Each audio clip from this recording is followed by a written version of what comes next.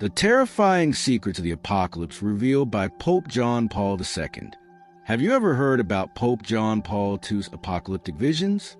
Since his youth, he had terrifying dreams about the end times. Dreams that became even more real when he discovered secret Vatican documents.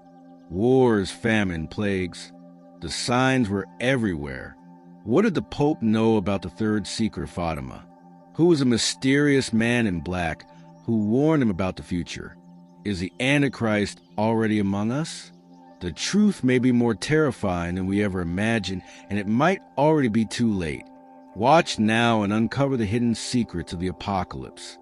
Don't forget to like, comment, and subscribe for more shocking stories. The silence of a saint.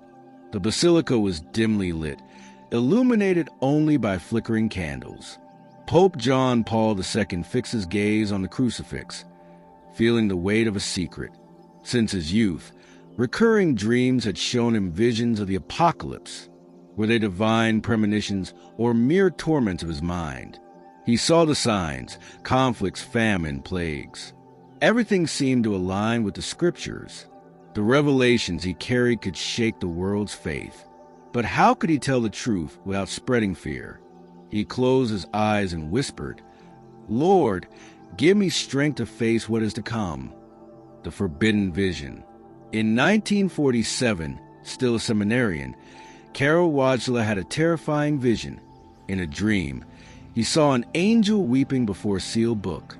Cities burned, oceans boiled, and screams echoed. Upon waking, he was drenched in sweat. Over time, he realized he carried a secret about the end times. Decades later, as Pope, he found Vatican documents that confirmed his visions. The connection between the prophecies and modern events was undeniable. His heart grew heavy. Would he keep this knowledge or reveal it to the world? One wrong decision could doom millions. He needed discernment to choose the right path. The Third Secret of Fatima. The Vatican had kept secrets for centuries. The Third Secret of Fatima spoke of a dark future. When John Paul II read it, he felt a chill. A bishop dressed in white will fall, and the city of 7 hills will be consumed by fire. He wondered, am I that bishop? Will Rome be destroyed? The prophecy warned an invisible war, dark forces operating in the shadows. Could the church survive such a revelation? He knew that Fatima's words were not just a warning. They were a call to prepare for something inevitable and devastating. The man in black.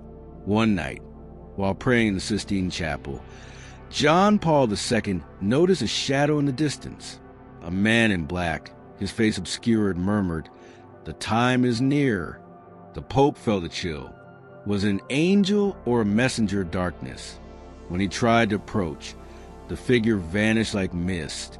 In the following days, a growing weight pressed upon his soul. Something warned him that terrible events were about to unfold. Was it a divine message or a trap of the enemy? He knew only that he had to act before humanity's fate was sealed.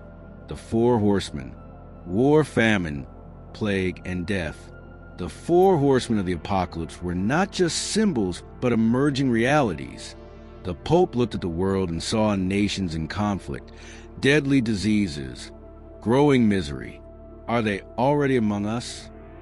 The Bible spoke of clear signs, and he saw them all. If the seals were being broken, what would come next? Each day, he realized that John's prophecies were closer to fulfillment. He wondered if humanity could still change its destiny, or if everything was already written in the pages of eternity. The prophecy of Malachi. Ancient texts spoke of a final pope, Petrus Romanus. According to Malachi's prophecy, he would witness the fall of Rome. John Paul II felt a chill down his spine. Will the next pope be the last? Future elections could reveal the end. What would happen to the church? What would it mean for humanity? If the end was near, how could he prepare the faithful? He felt that his mission was not just to lead the church, but to warn the world of the approaching tribulation. The remaining question was, would anyone listen? The black sun. In a vision, John Paul II saw the sun darken. An eclipse or a divine omen. The Bible warned. The sun will turn to darkness before the great day of the Lord.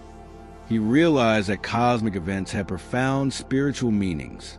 He felt a crushing weight on his chest. Are we in the last days? Everything around him suggested so. The heavens announced the coming change. But how many were prepared to face the truth? With each passing day, his faith grew stronger, but so did his fear of what was to come. He had to prepare the believers. The encounter with the devil. On a silent night, John Paul II felt an icy presence as he entered the basilica. A voice whispered, "You cannot stop what is written." A shiver ran down his spine. The forces of darkness were already at work, manipulating world leaders, setting the stage for the Antichrist. Who would dare to face him? The Pope knew that the battle was not just physical, but spiritual. Evil operated in the shadows, and few could see it. He prayed for discernment.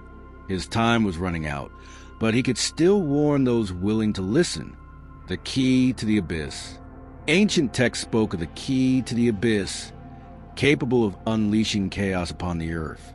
The Pope feared that someone had already found it. Was in the wrong hands?